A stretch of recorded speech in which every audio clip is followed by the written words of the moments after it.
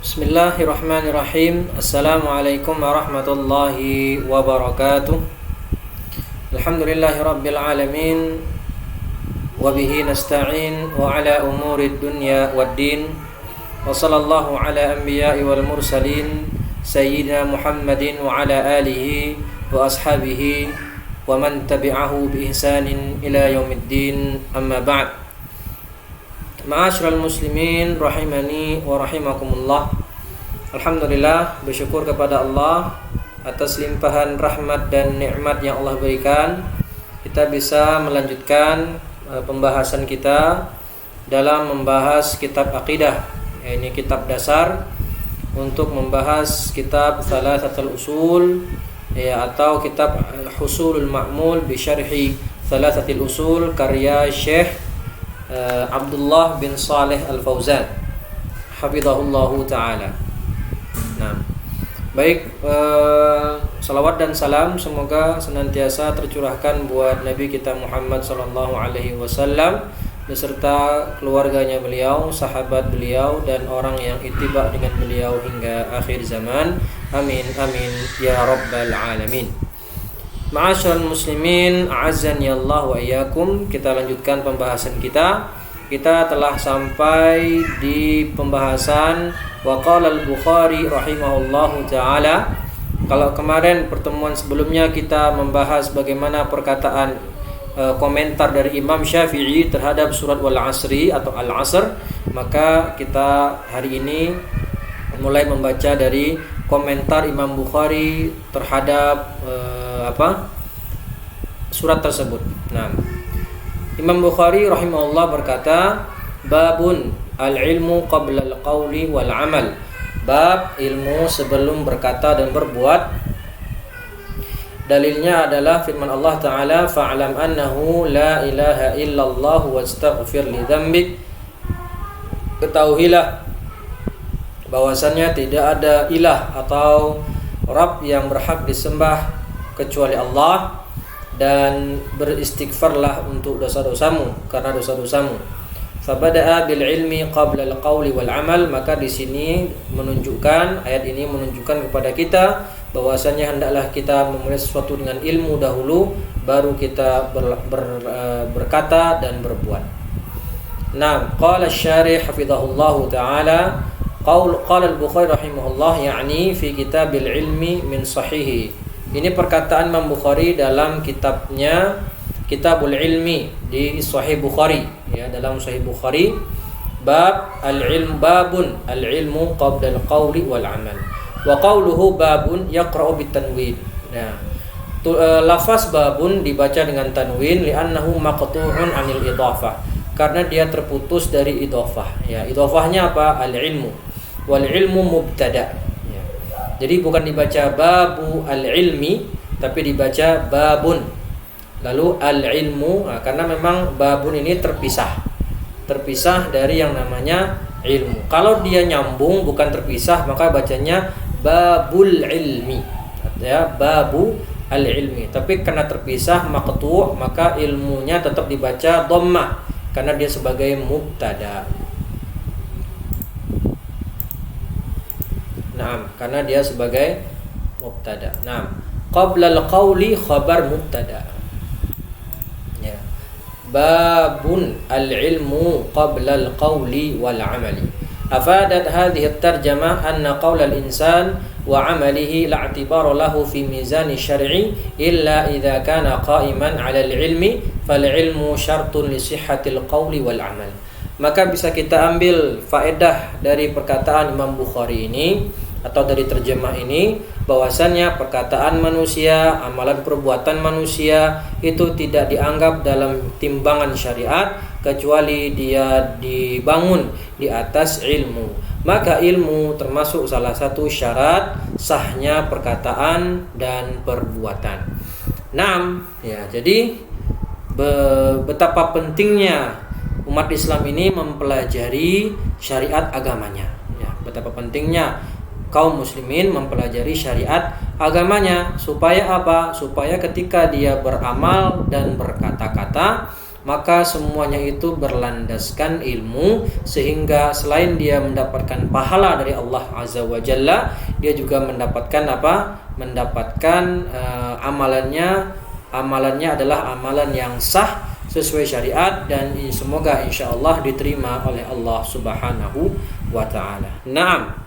Ya, jadi jangan menganggap belajar ilmu agama itu hanya kewajiban ustadz atau dai atau ulama, tapi bagi setiap muslim manapun hendaklah dia menguasai dasar-dasar ilmu agamanya, dasar-dasar dari ilmu syar'i. Kenapa? Karena ketika dia mempunyai dasar yang kokoh terhadap ilmu syar'i, dia memahami dasar-dasar dari agamanya sendiri, maka dia bisa menjadi seorang muslim yang baik, ya, menjadi seorang muslim yang mengetahui keindahan Islam, bahkan kalau perlu dia bisa mengcounter Islam, membela Islam dari serbuan serangan tuduhan-tuduhan orang-orang orientalis atau musuh-musuh Islam dari kalangan liberalis. Wa qawluhu wad dalilu hadza min kalamil Bukhari, dan dalil perkataan beliau wad dalil ini adalah diambil dari perkataan Imam Bukhari. Walladzi fi sahih annal Bukhari qala, sedangkan dalam kitab beliau Sahih Bukhari perkataan beliau adalah babun al-ilmu qabla al-qawli wal amal li qaulillahi ta'ala. Nah, wad dalil ini adalah perkataannya Syekh. Hadza min kalamil Bukhari, ini perkataannya Imam Bukhari yang dalam sahihnya itu beliau Bukhari berkata bab ilmu sebelum berkata dan berbuat sesuai firman Allah Azza wa Jalla. Walakin Syekh rahimahullah ya abbara biqaulihi wad dalil liyakuna awdah. Ya, kenapa Syekh di sini melafazkan atau membuat kalimat dengan kalimat abbara biqaulihi wad dalil, dengan perkataan wad dalil supaya lebih jelas. Jadi perkataan Imam Bukhari bab al-ilmu qabla al-qawli wal amal, itu dalilnya mana? Dalilnya adalah fa'lam annahu la ilaha illallah wastaghfir li dzambik. Fabada'a bil ilmi qabla al-qawli wal amal. Taib liyakuna awdah. Naam. Hadza min kalamil Bukhari aidan, ini juga dari perkataannya Imam Bukhari, lakin laisa fi sahihi kalimah qabla al-qawli wal amal. Tetapi di dalam sahihnya, dalam kitab beliau langsung, dalam kitabnya Imam Bukhari langsung itu lakin laisa fi sahihi, tidak ada kalimat qabla al-qawli wal amal. Innamal ladzi fihi, tapi yang ada adalah fabada'a bil ilmi. Fa imma an yakuna qawluhu qabla al-qawli wal amal min kalami Syekh Muhammad bin Abdul Wahhab rahimahullah lit-tawdih. Nah, kalau kita mau merujuk langsung ke Sahih Bukharinya, maka tidak akan kita temukan perkataan qablal qawli wal amal.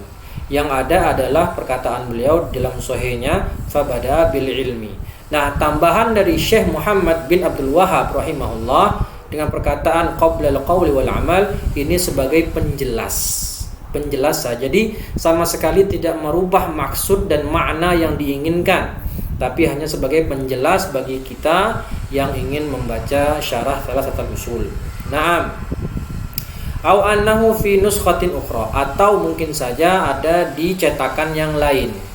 Ala kulli hal, ini hanya berbeda lafaz, ya, berbeda lafaz penulisan saja, lafaz redaksional saja yang sama sekali tidak berdampak dengan maksud dan makna yang diinginkan. Hanya tujuannya supaya lebih memperjelas.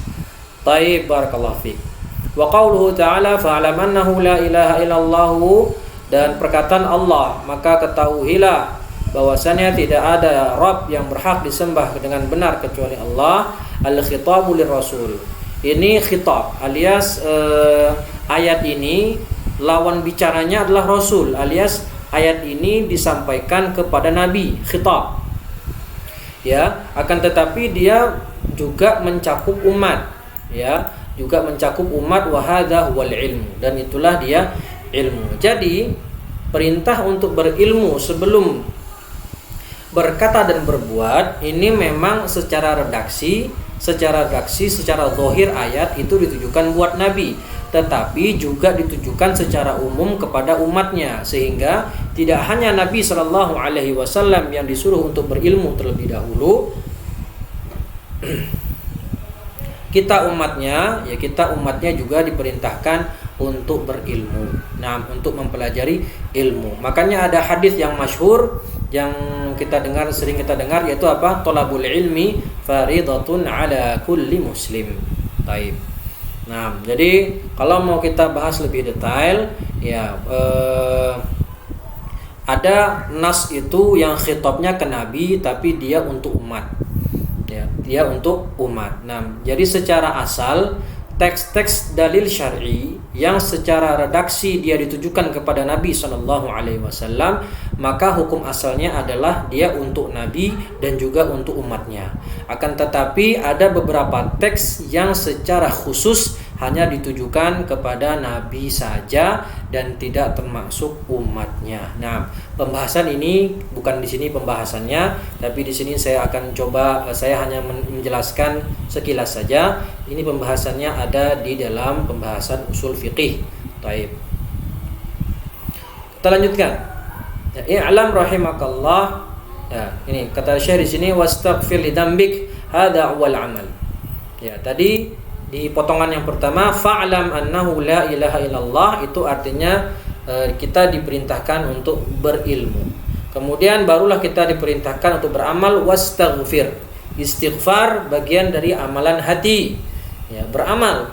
Wa qad istadalla ba'du salafi bihadhil ayah ala fadlil ilmi. Nah, sebagian ulama salaf itu berdalil dengan ayat ini tentang apa? Berdalil tentang keutamaan ilmu. Nah, tentang keutamaan ilmu. Faqad dzakara Abu Nu'aim rahimahullah fi Hilyah. Nah, dalam kitabnya Hilyah, ya, Abu Nu'aim dalam kitabnya Al-Hilyah, an Sufyan bin Uyainah rahimahullah annahu su'ila an fadli ilmi. Dari Sufyan bin Uyainah rahimahullah, bahwasanya beliau, si Sufyan ini, ditanya tentang keutamaan ilmu, maka dia berkata, alam tasma' qaulahu ta'ala hina bada'a bihi faqal.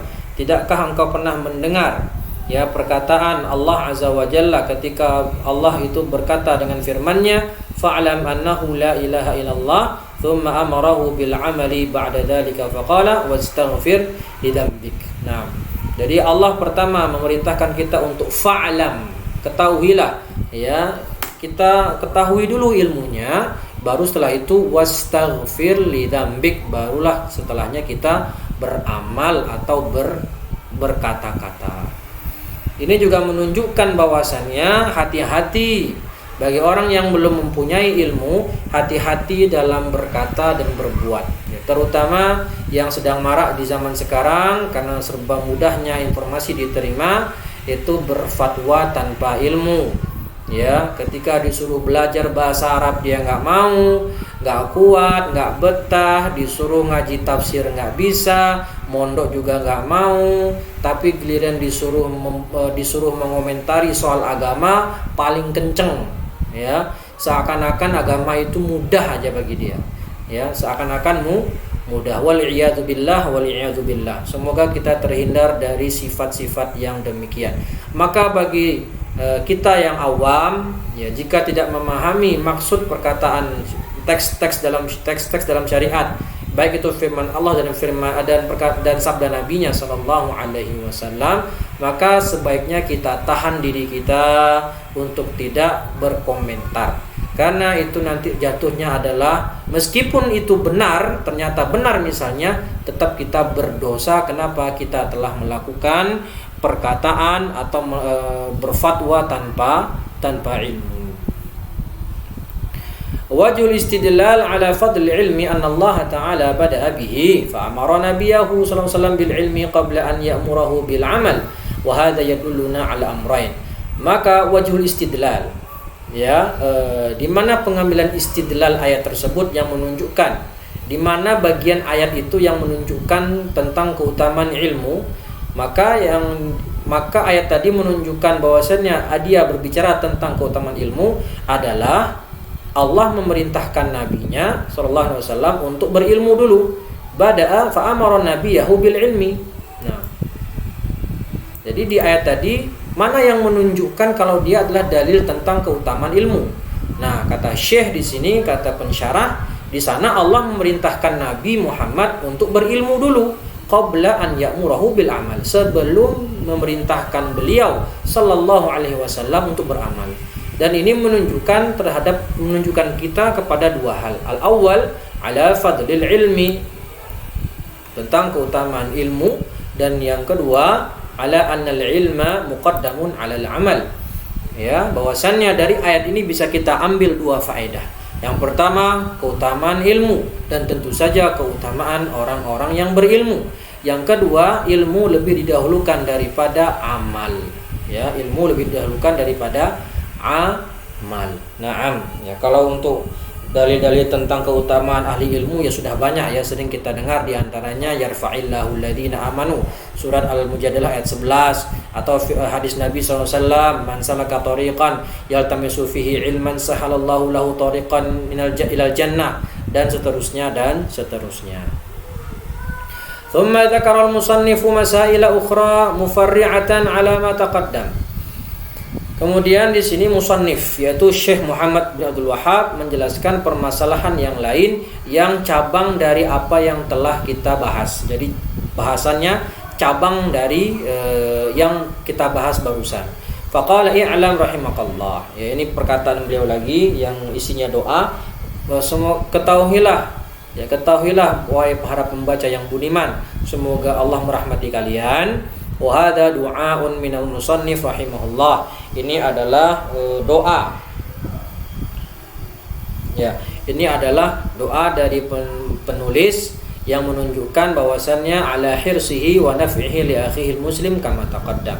Yang beliau itu sangat ingin, ya, kita-kita ini para pelajar atau umat muslim yang membaca kitab-kitab beliau, itu beliau ingin kita mendapatkan manfaat, ya, dan ilmu dari tulisan-tulisan beliau. Taib, inilah yang mestinya menjadi contoh bagi kita. Kalau kita mau bikin tulisan juga, maka sebaiknya di sana ada doa bagi para pembaca. Nah, qauluhu, kemudian kata Syekh, annahu yajibu ala kulli muslim wa muslimatin ta'allum hadhil masaili ats-tsalath. Maka bahwasannya wajib bagi setiap muslim laki-laki dan muslim perempuan atau muslim dan muslimah itu mempelajari 3 masalah berikut ini, wal amalu bihinna, dan juga mengamalkannya.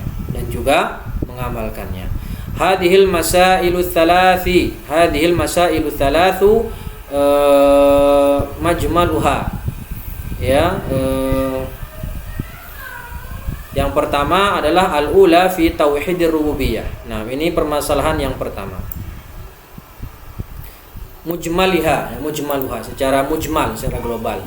Yang pertama adalah pembahasan tauhid rububiyah. Kemudian watsaniyah tauhid al-uluhiyah, membahas tentang tauhid uluhiyah, dan yang ketiga membahas apa? Al-wala wal bara. Ya, loyalitas dan berlepas diri. Kepada siapa kita harus berloyalitas dan kepada siapa kita harus melepaskan diri. Nah,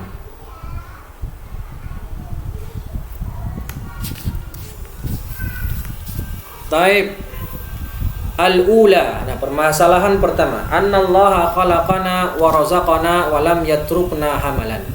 Permasalahan pertama yang harus kita ketahui, yang harus kita pelajari, Allah itu menciptakan kita dan memberikan kita rezeki, dan Dia tidak akan meninggalkan kita begitu saja. Ya, jadi Allah menciptakan manusia, menciptakan makhluk, menciptakan jin, manusia dan makhluk-makhluk lainnya, itu tidak hanya diciptakan terus ditinggal, enggak. Tapi Allah atur semuanya di situ. Allah pantau semuanya di situ. Allah beri mereka aturan-aturan, Allah beri mereka rezeki dan seterusnya. Jadi kita itu tidak diciptakan kemudian enggak Allah urus. Nah, ya. Nah, wa hadhil masailu ats-tsalatsu masaila 'azimatin. Ya, masailu 'azimatin la budda min ta'allumiha wal 'amal biha. Nah, mohon maaf kalau ada salah-salah dalam cara membaca ya, mohon maaf. Nah, dan 3 masalah ini adalah masalah-masalah yang agung yang harus kita pelajari dan kita amalkan. Li'annaha qa'idatud din. Ya, li'annaha qa'idatud din wa asasul aqidah. Karena 3 masalah ini adalah bagian dari kaidah-kaidah agama dan tiang-tiang akidah. Ya, asas-asas akidah. Fal ula allati hiya tauhidur rububiyah. Yang pertama adalah tauhid rububiyah. Annallaha khalaqana wa razaqana wa lam yatrukna hamalan. Hadhihi thalathatu umur. Dalam pembahasan tauhid rububiyah ini ada 3 pembahasan. Pembahasan yang pertama, Allah itu menciptakan kita. Annallaha khalaqana. Allah menciptakan kita. Dalilnya apa? Bahwasanya Allah menciptakan kita. Itu dalilnya ada dalil yang sam'. Dalil sam' itu adalah dalil yang bersifat teks, baik itu Al-Quran maupun hadis. Dan kedua adalah dalil yang sifatnya akal. Jadi ada dalil naqli, dalil aqli. Nah, amma sam'u fa ayatuhu katsiratun ka qaulihi ta'ala. Sedangkan dalil yang sifatnya sama' atau naql yang berupa teks-teks syariat itu terdapat dalam banyak ayat, kata pensyarah. Di antaranya adalah firman Allah Ta'ala, "Wa ma khalaqtul jinna wal insa illa liya'budun." Tidaklah aku ciptakan jin manusia kecuali untuk beribadah kepadaku. Yang kedua, wa qauluhu ta'ala, Allahu khaliqu kulli syai'. Allah menciptakan segala sesuatu. Ammal aqal, sedangkan dalil yang sifatnya akal, logika, faqad dalla alaihi qaulullahi ta'ala fi suratit Tur. Itu terdapat dalam surat Tur yang Allah mengajak kita untuk berfikir.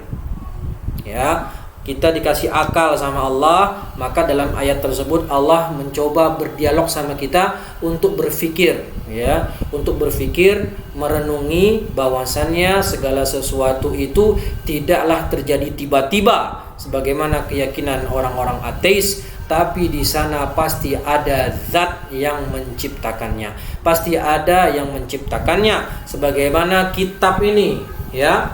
Bagaimana mungkin kitab ini kalau kita katakan dia tiba-tiba ada, tertulis rapi dengan Arabnya, ada harokatnya, lalu ada halamannya. Ya, jadi kertas ini kan dari kayu. Nah, kayunya tadi terpotong sendiri, kemudian dia berubah menjadi kertas sendiri, lalu tiba-tiba ada tulisan Arab sendiri, tiba-tiba ada halaman muncul sendiri, lalu tiba-tiba dia dicetak sendiri dan dia dikasih sampul sendiri. Mungkin nggak seperti itu? Nggak mungkin. Untuk kitab saja yang sepele itu nggak mungkin dia muncul tiba-tiba, apalagi alam semesta, apalagi kita manusia dengan jutaan sel yang ada, dengan jantung yang senantiasa berdetak dari awal kita hidup sampai nanti kita mati. Kemudian ada berapa sel otak di kepala kita. Itu tidak mungkin terjadi tiba-tiba. Pasti di sana ada zat yang menciptakannya. Sesimpel itu gitu loh. Baik. Kemudian dalam firman Allah surat Tur itu am khuliqu min ghairi syai'in am humul khaliqun, kata Allah. Ya, apakah kalian itu diciptakan dari sesuatu yang tidak ada, atau kalian itu memang diciptakan? Ya, am khuliqu min ghairi syai', apakah kalian itu tercipta atau diciptakan dengan sendirinya, atau kalian itu am humul khaliqun, atau kalian memang ada yang menciptakan? Ya. Fahadil ayah dalil aqli ala annahu la budda min khaliq. Dalil ini menunjukkan adalah dalil aqli yang bahwasanya la budda min khaliq, segala sesuatu itu pasti ada penciptanya. Wa annahu lam yujad hadal kaun sudfatan atau sudfatan. Dan ini menunjukkan bahwasanya alam semesta ini tidak mungkin terjadi tiba-tiba blank gitu ya, langsung tiba-tiba ada tek. Nah, dengan segala keteraturannya, ya, berapa juta bintang, berapa juta planet yang ada di langit ini, yang ada di alam semesta ini, dan mereka tidak saling bertabrakan, kan begitu? Pasti di sana ada yang mengatur. li'anna al-qismat al-aqliyah taqtadi thalathata umurin la rabi'a laha. Nah, dari ini bisa kita simpulkan, bisa kita rumuskan bahwasanya akan ada 3 masalah, 3 kesimpulan yang tidak ada kesimpulan yang keempat. Nah, maksudnya gimana? Yang pertama, jadi hanya ada 3 pilihan atau 3 konsekuensi dan tidak ada konsekuensi yang keempat. 1, ya, konsekuensi yang pertama, imma annana khuliqna biduni khaliq. Yang pertama, kemungkinan yang pertama adalah kita tercipta tanpa ada pencipta. Jadi kita langsung ada tiba-tiba. Wa hadza la yumkin. Nah, ini enggak mungkin. Wa hadza la yumkin. Jadi di sini Syekh pensyarah mencoba mengajak kita berdialog, berpikir dengan logika yang sehat. Ya, untuk ini sebagai bantahan orang-orang ateis. Taib. Dan nggak mungkin kita ini tiba-tiba terjadi dengan sendirinya. Nah, li'annal khalqa la budda an yata'allaq bi khaliqin kattahriki yata'allaq bi muharrik. Sebenarnya sesuatu atau ciptaan itu harus berkaitan dengan penciptanya. Jadi kalau ada ciptaan, ada pencipta, ada makhluk, ada khalik. Ya. Ada komputer, ada pencipta komputer, ada HP, ada pencipta HP, ada buku, ada yang nulis buku. Sesimpel itu. Baik. Sebagaimana sebuah gerakan itu pasti ada yang menggerakkannya. Ya. Fala yumkin lisyai'i an yataharrak min makanihi illa biwujudi muharrik lahu. Dan tidak mungkin sesuatu itu bergerak kecuali ada yang menggerakkan. Mobil diam, ya, tahu bergerak, itu pasti ada yang menggerakkan. Apalagi mouse diem, ya, terus kita gerak-gerakkan. Nah, kenapa dia bergerak? Karena ada yang menggerakkan. Nah, wahada amrun daruri, ini perkara yang sudah ma'lum, perkara yang sudah istilahnya tuh sudah aksiomatis, sudah dipahami secara bersama. Ya'rifuhul uqala, yang diketahui oleh orang-orang yang berakal. Fakaununa khuliqna biduni khaliqin hadza la yumkin. Maka keadaan diri kita tercipta sendirinya tanpa ada yang menciptakan, ini perkara yang mustahil. Wan nasu bimuqtada uqulihim hatta al-mu'aniduna minhum ya'rifuna hadza. Dan manusia, ya, konsekuensi dari akal manusia, sampai orang ateis sekalipun, ya, al-mu'anid atau orang yang keras kepala sekalipun, atau orang-orang yang berusaha mengingkari hal ini, itu dalam hatinya mereka sekalipun, secara logika mereka sekalipun mengakui nggak mungkin ada sesuatu tanpa ada yang menciptakannya. Naam. Falau qila li syakhsin, jika dikatakan kepada seseorang, inna hunaka qasran minal qusuril ladzi juhiza bi kulli ma tashtahil anfus wa tatamannahu lakinna hadzal qasra wajada sudfatan biduni bina'in wala i'dadin libadirin nasi ila takdzib labadaran nasu ila takdzib. Jadi jika dikatakan, jadi beliau memakai analogi di sini, jika kita katakan ke seseorang, di sana ada sebuah istana megah yang di sana sudah disediakan hal-hal yang melezatkan. Ya, di sana ada makanan yang enak-enak, ya, kemudian di sana ada permaisuri, ya, ada perempuan cantik-cantik. Di sana ada makanan yang enak, kemudian megah, mewah, fasilitas lengkap, ya, kemudian pokoknya semua yang diinginkan oleh syahwat ada semua di sana. Akan tetapi istana itu muncul tiba-tiba, ya, awalnya tidak ada, tahu-tahu tiba-tiba muncul dengan sendirinya, tanpa diketahui siapa yang membangun dan kapan mulai pembangunan dan seterusnya. Ya, alias muncul tiba-tiba. Maka labadaron nasu ila takdzib, maka orang-orang akan ketawa, ente gila, ente dusta. Ya, mana mungkin ada istana besar mewah, isinya lengkap, kemudian makanan di sana enak-enak, itu muncul dengan tiba-tiba tanpa ada yang membangun, tanpa ada yang mengisinya. Ini pasti orang langsung berkata ente gila, kan begitu. Kalau istana aja harus ada penciptanya, maka bagaimana dengan alam semesta? Wa qalu hadza la yumkin, kata orang-orang. langsung berkata nggak mungkin, itu mustahil. Li'anna al-qasra yahtaju ila bina. Yang namanya istana, jangankan istana, rumah aja, gubuk aja butuh dibangun gitu loh. Ya, harus dibangun dulu baru ada gitu. Karena apalagi istana itu pasti butuh yang namanya dibangun dulu, dipasang dulu peletakan batu pertama, ya, kemudian asasnya, ya, dasar-dasarnya, kemudian ditaruh tiang-tiang supaya kuat dan seterusnya. Wa ma fihi yahtaju ila i'dad, dan di sana juga butuh persiapan matang, dibuat dulu sketsanya, ya kan orang bikin rumah begitu, sketsa dulu gimana bentuknya. Fala budda min ummalin wa sunnah. Maka istana itu butuh seseorang yang membangun, ya, seperti tukang bangunan, kuli dan semacamnya. Jadi nggak mungkin istana itu ada tiba-tiba tanpa ada perencanaan, tanpa ada orang yang membangunnya. Hada mustahil. Itu kemungkinan yang pertama, dan ini kemungkinan yang batal, mustahil. Sekarang kemungkinan yang kedua, al-amru tsani. Tadi kata Syekh hanya ada 3 kemungkinan dan tidak ada kemungkinan yang keempat. Kemungkinan yang kedua, annana khalaqana anfusana. Yaitu kemungkinan yang kedua, kita menciptakan diri kita sendiri. Wah, ini lebih gila lagi. Wa hadza ashaddu fasadan mimma qablahu. Nah, benar, ini lebih rusak lagi pemahaman seperti ini, ya. Kayak manusia tiba-tiba menciptakan diri dia sendiri. Wong kita awalnya nggak ada, gimana kita bisa menciptakan diri kita? Komputer menciptakan diri dia sendiri. Tahu-tahu ada komputer Asus gitu, ya. Tahu-tahu ada HP Oppo. Tiba-tiba muncul dia menciptakan diri dia sendiri. Ya, ini makin gila lagi, ya, makin gila lagi. Li'annana ma'dumin, karena memang kita asalnya ma'dum alias tidak ada. Wal ma'dum la yumkin an yakuna qadiran ala ijadi nafsihi. Sesuatu yang tidak ada itu tidak mungkin dia membuat dirinya menjadi ada. Li'annal adam naqsun, karena sesuatu yang tidak ada itu adalah suatu perkara yang kurang, sifat kurang. Wal khalqu kamal, dan penciptaan adalah suatu yang sempurna.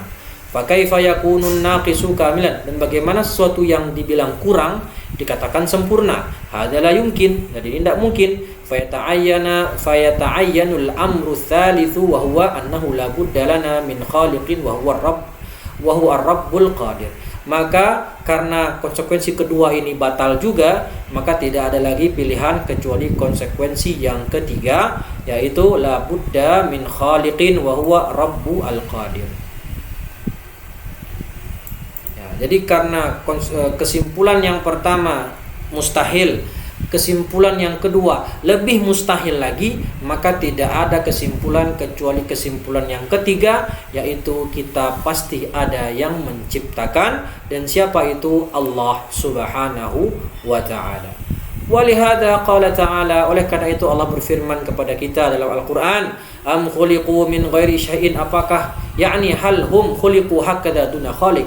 Maksudnya apakah kita itu tercipta begitu saja tiba-tiba tanpa ada yang menciptakan? Hadzal amrul awal. Ini perkara yang pertama tadi. Am humul khaliqun, ataukah kita itu tercipta, kita itu menciptakan diri kita sendiri? Ya, yakni li anfusihim, hadzal amru tsani.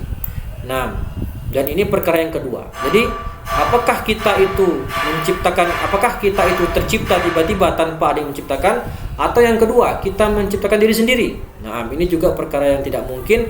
Wal amru tsali lam tadhkurhu al-ayah, dan kesimpulan yang ketiga tidak disebutkan dalam ayat, akan tetapi li'annahu idza imtana al-amrul awwal wa tsani yata'ayyan al-amru tsalits. Karena ini sudah konsekuensi, ya. Kalau kesimpulan yang pertama itu mustahil, kesimpulan yang kedua juga mustahil, maka otomatis yang ada adalah kesimpulan yang ketiga, yaitu kita semua ada yang menciptakan. Naam. Taib, barakallahu fiik.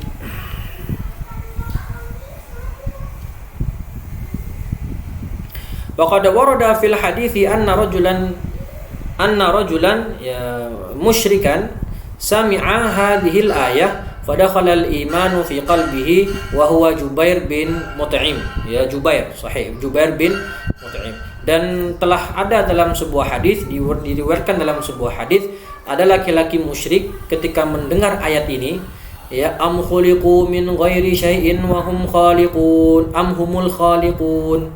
Ya, ketika dia mendengar ayat ini, namanya adalah Jubair bin Mut'im.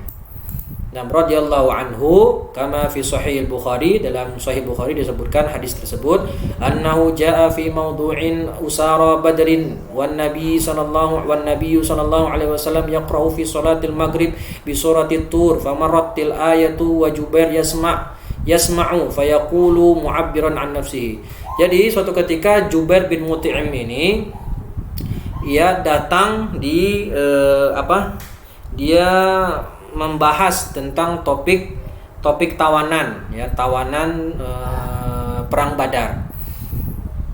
Ya, ja'a fi mawdu'i usara Badr. Jadi dia ketika itu mendatangi di tempat tawanan Badar. Nah, bertanya, atau di sini artinya taib, maksudnya begitu ya. Jadi dia istilahnya dia tuh berbicara tentang topik tawanan perang Badar. Dan ketika itu Nabi SAW sedang sholat maghrib. Jadi mungkin suatu ketika dia datang, ya duduk-duduk berbicara tentang tawanan perang Badar. Dan saat itu karena dia waktu itu masih musyrik, Nabi sedang sholat. Ya, Nabi sholat dan sedang membaca surat Tur dalam sholat maghrib. Ya, dalam sholat maghrib. Nah, ini biasanya Nabi itu, ya, dalam kitab Umdatul Ahkam dijelaskan Nabi itu biasanya dalam sholat maghrib membaca surat-surat pendek, ya, qisarul mufassal, ya, surat-surat pendek. Tapi suatu ketika memang Nabi pernah sekali-sekali membaca surat yang agak panjang, tiwalul mufassal, seperti surat Tur ini, itu agak panjang. Nah, jadi ketika Nabi sedang membaca At-Tur, beliau mendengar Jubair bin Mut'im ini mendengar surat yang dibaca Nabi, karena ketika maghrib Nabi membaca dengan suara jahr yang dikeraskan. Maka ketika ayat itu terdengar oleh si Jubair, ya, maka dia berkata dalam hatinya apa? Kada qalbi an yatir, hatiku serasa mau copot, ya, jantungku mau copot. Wa mundu dzalikal waqti wa qarra al-iman fi qalbi. Gara-gara dia mendengar ayat tersebut, ya, am khuliqu min ghairi syai'in am humul khaliqun, kan gitu bunyinya. Ya, am khuliqu min ghairi syai'in am humul khaliqun, maka tiba-tiba dia jantungnya mau copot, alias dia tuh terkejut, ya, tersentuh hatinya. Dan sejak saat itu beliau bersyahadat beriman kepada Allah dan Rasulnya. Alhamdulillah. Betapa banyak kita dengar, ya, kita dengar kisah-kisah bagaimana seseorang yang awalnya benci sama Islam, memusuhi Islam, ya, itu ketika mendengar ayat Al-Qur'an hatinya langsung bergetar, dan dengan itu menjadi wasilah buat dia beriman kepada Allah dan Rasulnya. Seperti Umar bin Khattab, kemudian paman Nabi Hamzah bin Abdul Muttalib, kemudian si Jubair ini, ya. Kemudian kalau tidak salah saya pernah dengar cerita Irene, ya, Ustazah Irene, yang awalnya dia adalah seorang biarawati, dan suatu ketika beliau ini mencoba untuk mempelajari surat Al-Ikhlas. Qul huwallahu ahad, Allahus samad, lam yalid walam yulad walam yakul lahu kufuwan ahad. Lihat, surat yang ringkas yang sering kita baca, ya, setiap hari, ini bisa membuat beliau masuk Islam, ya. Jadi kalau tidak salah menurut penuturan beliau, itu beliau mulai terkena hidayah gara-gara membahas atau membaca surat Al-Ikhlas. Na'am, masya Allah. Baik. Li'annahu min ahli lisan wal fasahah wal balaghah. Karena memang orang Quraisy itu, termasuk si Jubair, adalah orang yang paham syair. Iya, orang yang paham syair. Jadi ketika dia mendengar lafaz Al-Qur'an dibacakan, yang itu adalah kalamullah, yang tentu jauh lebih hebat daripada syair-syair buatan manusia, maka hatinya bergetar dan tertarik untuk masuk Islam. Masya Allah. Fa'arafal ayah wa ma'naha wa ma tadullu alaihi fawaqarra al-imanu fi qalbihi. Maka dia mengetahui makna ayat tadi dan apa yang terkandung di dalamnya, maka saat itu terpatrilah iman dalam hatinya. Nah, maka beruntung orang yang seperti itu. Ya, beruntung orang yang demikian. Ya, berarti memang beliau Allah kehendaki untuk masuk Islam. Nah, jadi kaum muslimin sekalian yang dirahmati oleh Allah, ya, kalau kita yang sudah berislam dari kecil, maka nikmat yang paling agung adalah nikmat iman dan Islam. Jangan sekali-kali kita lepaskan keimanan ini sampai kita mati. Wala tamutunna illa wa antum muslimun. Bersyukurlah kita lahir sebagai muslim. Betapa banyak orang di luar sana yang belum mendapatkan hidayah, yang mana dalam keyakinan kita, orang yang tidak beriman sampai dia meninggal dunia alias dia meninggal dalam keadaan tidak bertauhid, maka dia tidak akan selamat dari siksa neraka dan akan diazab di neraka selama-lamanya.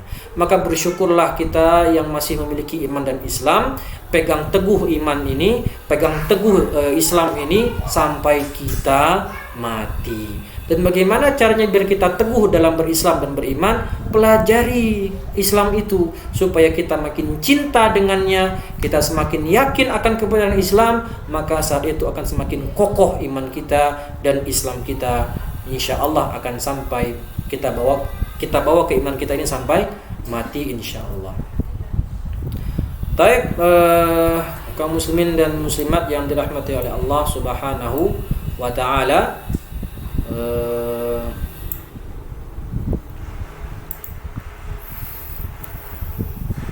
Kemudian sedikit lagi wa qauluhu wa razaqana. Ya, kemudian perkataan beliau wa razaqana, Allah itu ya annallaha khalaqana, sudah. Wa razaqana, memberikan kita rezeki. Hadzal amru tsani mimma yata'allaqu bi tauhidir rububiyah. Ini adalah perkara kedua yang masih berkaitan dengan tauhid rububiyah. Wad dalil. Kalau kita jelaskan secara singkat, tauhid rububiyah itulah tauhid yang berkaitan kalau kita meyakini Allah itu mudabbir, pencipta alam semesta, yang memberikan rezeki, yang memberikan hujan dan seterusnya. Kalau tauhid uluhiyah adalah tauhidul ibadah, ifradullah bil ibadah, tauhid yang berkaitan dengan ibadah. Jadi kita hanya beribadah mengesahkan Allah, ya, kita beribadah, semua ibadah kita serahkan ke Allah dan kita tidak menyerahkan kepada yang lain selain kepada Allah. Nah, itu beda secara singkat perbedaan antara tauhid rububiyah dan tauhid uluhiyah. Baik. Jadi orang-orang Quraisy di masa jahiliyah mereka bertauhid rububiyah. Mereka dikatakan bunyi ayatnya itu kalau tidak salah terjemahannya, jika ditanyakan kepada mereka siapakah yang menciptakan alam semesta, maka mereka berkata Allah. Jadi mereka tahu, mereka percaya bahwasanya yang menciptakan alam semesta siapa? Allah Azza wa Jalla. Tapi mereka kenapa tetap dikatakan orang-orang musyrik? Karena mereka dalam tauhid uluhiyahnya itu cacat. Ya, tauhid uluhiyahnya cacat. Bahkan orang-orang jahiliyah sekalipun, ya, tauhid rububiyahnya enggak sempurna. Tidak sempurna. Kenapa? Karena mereka mengingkari bahwasannya Allah mampu menghidupkan manusia, membangkitkan manusia di alam kubur seperti sedia kala, meskipun sudah dibakar jadi abu. Jadi orang-orang Quraisy itu kan mengingkari bahwasannya Allah bisa menciptakan kembali manusia yang telah hancur jadi abu, kemudian Allah ciptakan dia seperti semula. Nah, orang-orang Quraisy ini mengingkari. Jadi mereka ini secara tauhid rububiyahnya enggak sempurna juga gitu.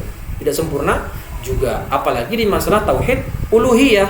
Mereka melakukan kesyirikan, ya, mereka menyembah berhala, ya, menyekutukan Allah dengan makhluk yang lain, dan ini perkara yang sangat-sangat terlarang alias dosa besar. Wa dalilu ala anna Allah Ta'ala razaqana ayatun katsirah. Dan dalil yang menunjukkan Allah itu memberikan kita rezeki, ada banyak ayat dalam Al-Qur'an. Di antaranya Allah berfirman, wa fis samaa'i rizqukum wa ma tu'adun. Dan apa yang ada, wa fis samaa'i, dan yang ada di langit itu rezeki bagi kalian dan apa yang dijanjikan. Jadi maksudnya wa fis sama', ya, air hujan. Ya, air hujan itu rezeki bagi kalian dan apa yang dijanjikan untuk kalian. Wa qauluhu ta'ala innallaha huwar razzaq. Dan dalam firman Allah yang lain, Allah itu adalah Maha Pemberi rezeki, Dzul Quwwatil Matin, yang Maha Kuat lagi Maha Perkasa, lagi Maha Kokoh. Wa qauluhu ta'ala Innallaha yarzuqu man yasha'u bighairi hisab. Allah itulah memberikan rezeki kepada siapa yang Dia kehendaki tanpa hisab. Nah, ila ghairi dzalika min ayat, dan masih banyak ayat yang lain. Nah, kita harus yakin ini. Allah itu pemberi rezeki. Rezeki kita di tangan Allah dan bukan di tangan yayasan, bukan di tangan bos. Seseorang jika meyakini kalau rezeki dari Allah, maka dia akan berusaha mencari rezeki dengan cara yang halal. Hanya dengan mempunyai prinsip seperti itu, dia yakin dengan hal seperti itu, dia tidak akan mencari rezeki kecuali dari jalan yang halal. Karena dia yakin 100% rezeki itu di tangan Allah, bukan di tangan yayasan, bukan di tangan bos, bukan di tangan pemerintah, tapi di tangan Allah Subhanahu wa ta'ala. Kalau Allah sudah memberikan kita rezeki, pasti itu rezeki buat kita, maka pasti Dia akan sampai ke kita meskipun banyak orang yang akan menghalanginya. Simple. Ya, begitu pula ya orang-orang yang terlalu bergantung dengan asuransi, mohon maaf ya, mereka ini saya bisa katakan tidak berlebihan kalau saya katakan mereka adalah orang-orang yang kurang tawakalnya kepada Allah, ya. Karena nanti berpikiran nanti kalau saya udah tua, ya saya butuh simpanan dan seterusnya ya, sebagaimana yang sering ditawarkan oleh para penawar asuransi gitu ya. Saya soalnya dulu juga pernah ada yang menawarkan asuransi kepada saya. Nah, jadi siapa yang menjamin kita bakal hidup sampai tua? Yang pertama. Kemudian memang kalau kita udah tua nanti Allah nggak menjamin rezeki kita, kan gitu. Memang usaha tetap ada, usaha harus, tapi yakinlah Allah tidak akan menyia-nyiakan kita selama kita selalu berbuat baik, selalu mencari harta dari jalan yang halal, maka Allah pasti akan memberikan kita rezeki. Ya, dan rezeki saya katakan sekali lagi tidak hanya berupa duit, tapi rezeki itu cakupannya luas, bisa berbentuk uang, bisa berbentuk kesehatan, bisa berbentuk kebahagiaan di hati, ketenangan di hati, bisa berbentuk anak-anak yang soleh, anak-anak yang pintar, keluarga harmonis, itu semua rezeki. Jadi bagi yang menyempitkan makna rezeki hanya dari fulus, ya maka perlu banyak-banyak bertobat. Baik. Warizqu, apa itu rezeki? Ismun lima yasuquhu Allahu ilal hayawan fayakuluhu. Rezeki itu bisa diartikan adalah sesuatu yang Allah berikan kepada hewan untuk dimakan. Wa qala fil qamus, dan dalam qamus ar-rizqu bil kasri, ar-rizqu ra-nya dikasrahkan, yaitu ma yantafi'u bihi kullu murtaziq. Segala sesuatu yang dimanfaatkan oleh orang-orang yang mendapatkan rezeki. Warizqu naw'an. Rezeki itu ada dua. Yang pertama rezeki yang sifatnya khusus. Apa itu rezeki yang sifatnya khusus? Ar-rizqul halalu lil mu'min. Dia adalah rezeki yang halal bagi orang-orang beriman. Hadha huwa ar-rizqun nafi' alladhi la tab'ata fihi idza kana 'aunan 'ala ta'atillahi ta'ala. Taib, dia adalah rezeki yang bermanfaat, yang tidak ada konsekuensi dosa di dalamnya. La tabi'ata fihi, yang tidak ada konsekuensi dosa di dalamnya jika dia dipergunakan untuk ketaatan kepada Allah. Nah, ini rezeki yang bermanfaat. Rezeki yang berkah adalah rezeki yang mana rezeki tersebut ketika kita dapatkan itu menolong kita, membantu kita untuk semakin taat kepada Allah. Dapat HP baru, HP tadi digunakan untuk mendownload aplikasi-aplikasi bermanfaat seperti aplikasi Quran untuk baca Quran, atau aplikasi-aplikasi lain seperti mungkin memakai HP untuk mendengar kajian-kajian ustadz di YouTube ya, atau mendengar ceramah-ceramah via online dan seterusnya. Itu adalah rezeki yang tadi bermanfaat. Jadi rezeki yang bermanfaat, rezeki tadi menolong kita untuk ketaatan. Dapat mobil baru, ya, dapat mobil baru, maka mobil tadi digunakan untuk ke masjid, digunakan untuk bekerja mencari nafkah buat anak istri, digunakan untuk pergi kajian, digunakan untuk hal-hal yang ma'ruf. Baik, diberikan gaji besar, dapat gaji 50 juta sebulan, maka gajinya tadi tidak ada sedikit pun yang dipakai untuk hal yang mendurhakai Allah Azza wa Jalla. Baik. Qala ta'ala qul man harrama zinatallahi allati akhraja li'ibadihi wat thayyibati minar rizq. Katakanlah, siapa yang mengharamkan perhiasan Allah yang Allah keluarkan untuk hamba-hambanya, wat thayyibat, dan hal-hal yang baik dari rizki. Qul hiya lilladzina amanu, katakanlah dia untuk orang-orang yang beriman, fil hayatid dunya, di kehidupan dunia, khalisatan yaumal qiyamah. Naam, untuk kehidupan dunia dan pada hari kiamat.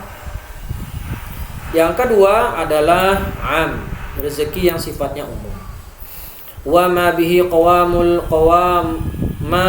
qawamul badan sawa'un kana halalan aw haraman. Rezeki yang sifatnya umum adalah rezeki rezeki yang dipakai untuk tegaknya badan. Jadi rezeki yang hanya bermanfaat, efeknya itu untuk badan, baik itu rezeki yang halal atau haram. Jadi hanya untuk memuaskan nafsu saja. Ya, rezeki yang hanya digunakan untuk dimakan, dikonsumsi. Ya, enggak peduli dia halal atau haram. Sawa'un kanal marzuqu musliman aw kafiran. Baik yang diberikan rezeki tadi adalah seorang muslim atau kafir. Ya, ini umum. Ya, jadi kalau umum itu adalah rezeki yang biasa saja, yang hanya dipakai buat dikonsumsi untuk menegakkan badan begitu, dan tidak peduli itu halal atau haram, dan juga tidak ada bedanya antara yang diberikan rezeki baik itu muslim maupun orang kafir. Dalilnya apa? Qala ta'ala wa ma min dabbatin fil ardi illa 'ala Allahi rizquha. Dan tidak ada binatang melata satupun di dunia, alias tidak ada satu makhluk pun di dunia kecuali semua sudah diberikan rezeki oleh Allah Subhanahu wa ta'ala. Naam.